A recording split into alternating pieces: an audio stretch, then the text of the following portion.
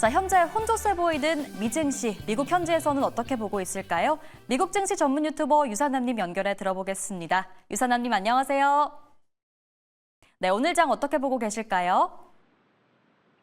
네, 오늘 같은 경우는 말씀해준 것처럼 혼조세가 이어지고 있습니다. 나스닥 같은 경우는 상승으로 시작하고 있는데요. 엔비디아에서 H20에 대한 중국 판매가 재개가 되었다는 소식으로 인해서 다 같이 그쪽 섹터가 상승하는 모습이 나오고 있고요. 그와 동시에 이번에 발표되었던 인플레이션 지표, CPI 지표가 굿즈 가격이 다시 또 상승하기 시작했다라는 소식이 나오면서 코어 CPI가 예상치를 하회를 했음에도 불구하고 전반적으로 다우지수에게 하방 압력을 넣는 모습이 나오고 있습니다. 네, 엔비디아의 훈풍이란 소식도 있지만 CPI의 영향도 있는 지수인 것 같습니다. 오늘 체크해야 할 주요 뉴스와 이슈까지 함께 부탁드립니다.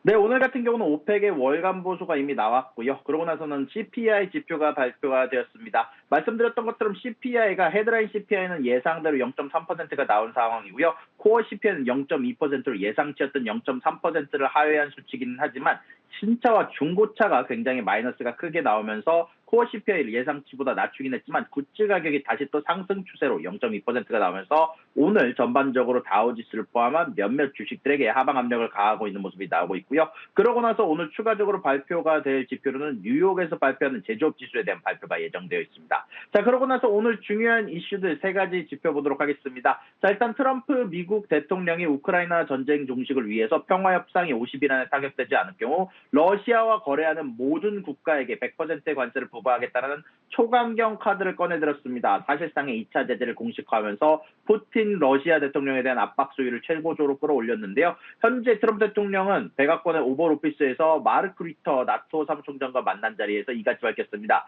매우 간단합니다. 50일 안에 합의가 이루어지지 않는다면 2차 관세를 부과할 겁니다. 관세율은 100%가 될 것이며 개인적으로 러시아에 대해서 굉장히 불쾌하게 생각한다라며 얘기가 나왔고요. 이러한 강경한 입장 표명은 푸틴 대통령에 대한 트럼프 대통령과의 깊어지는 불만에서 비롯된 것으로 분석이 되고 있습니다. 현재 여기에 대해서 통화를 지속적으로 이야기가 나오고 있지만 러시아와 하는 통화는 의미가 없습니다. 중요한 것은 행동과 결과라고 강조하면서 푸틴이 다른 대통령들은 속였을지 모른다라고 하지만 자신은 속이지 못했다라고 말하면서 실망했지만 푸틴 대통령과의 관계가 끝난 것은 아니고 추가적인 소식을 기대하겠다라고 언급하기도 했었는데요. 러시아 쪽에서는 추가적인 반발을 즉각적으로 전달을 했습니다. 현재 드미트리 메드베데프 전 러시아 대통령은 소셜미디어를 통해서 트럼프가 크렘린에 연극적인 초청장을 보냈지만 러시아는 신경 쓰지 않는다라고 일축을 했고요. 반대로 우크라이나 대통령은 트럼프 대통령과 통화한 사실을 공개하면서 우크라이나를 지원하려는 의지에 감사한다라고 표명을 하기도 했습니다.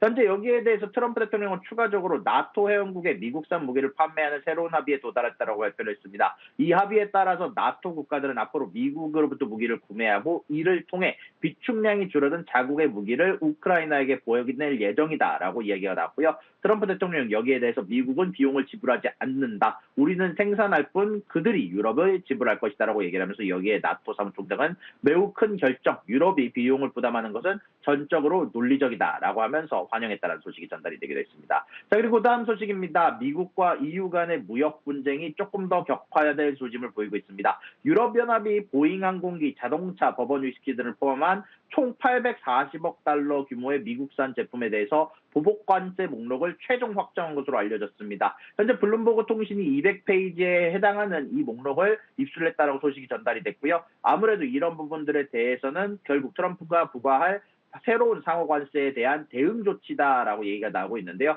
현재 EU 보복 관세에 대상하는 미국을 상징하는 대표적인 품목들이 대거가 포함됐습니다. 보잉 항공기가 약 110억 유로, 그리고 기계류가 94억 유로, 자동차가 80억 유로 그런 걸 포함하면서 가장 커다란 비중을 차지했고요. 이 외에도 화학제품, 플라스틱, 의료기기, 공산품과 와인을 포함한 농산물도 목록에 올랐습니다. 이번 EU 조치는 결국 EU산 제품에 대한 관세를 30% 인상하겠다 밝힌 데에 대한 맞대응 성격이 짙고요. 그럼에도 불구하고 EU 쪽에서는 추가적으로 협상을 통해서 조금씩 풀어나겠다라고 발표가 난 상황입니다. 그리고 마지막 소식입니다. 가장 중요한 소식이라고 볼 것 같은데요. 미국과 중국 간의 반도체 갈등에 대한 중대한 돌파구가 마련되었습니다. 미국 정부가 엔비디아의 저사양 인공지능 AI 칩인 H20에 대한 대중국 시치를 결국 사실상 재계약으로 결정했습니다. 이 소식에 기술주 중심의 랠리가 다시 시작될 거다라는 기대감이 커지면서 금융시장이 특히 나스닥이 즉각 반응하는 모습이 나오고 있는데요. 현재 이런 부분들 관련해서 엔비디아가 장 전부터 4%가량 급등을 했고요. 이에 힘입어 나스닥 선물지수 역시 큰 폭의 상승으로 시작을 했습니다. 경쟁사인 AMD 역시 비슷한 칩 사양의 수출 허가 기대감에 따라서 2% 이상 오르는 등 기술주 전반에 훈풍이 불고 있다라고 소식이 전달이 됐고요. 아시아 증시도 즉각 화답했습니다. 엔비디아의 주요 고객인 알리바바의 주가가 홍콩 증시에서 장중 6%까지 급등을 했고 항생지수 테크도 상승 마감을 했습니다. 이번에 수출이 재개된 H20 칩 같은 경우 엔비디아가 미국의 대중국 반도체 수출 규제에 맞춘 기존의 고사양 칩의 성능을 낮춰 만든 제품이었는데 지난 4월에 트럼프 행정부가 이를 금지하면서 엔비디아가 1분기에만 약 3조 4천억 원이 넘는 매출 손실을 입는 등 큰 타격을 받았는데 결국 이런 수출길이 다시 열리면서 이번 엔비디아의 어닝에 대해서 그리고 앞으로에 대해서 중국에 대한 판매량이 올라갈 것으로 기대가 되면서 특히 텐센트, 바이트댄스 등 중국의 거대 기술 기업들이 이미 구매 신청서를 제출한 걸로 알려지면서 이러한 재고를 처리할 수 있을 것으로 기대가 되면서 결국 추가적으로 워싱턴과 베이징, 미국과 중국 간의 헤빙 무드가 추가적으로 나올 거다라는 기대감에 힘입어 오늘 주가가 상승하고 있다고 말씀드릴 수 있을 것 같습니다. 이렇게 오늘 미국에서 경제 유튜버 유사남이 전달해드렸습니다.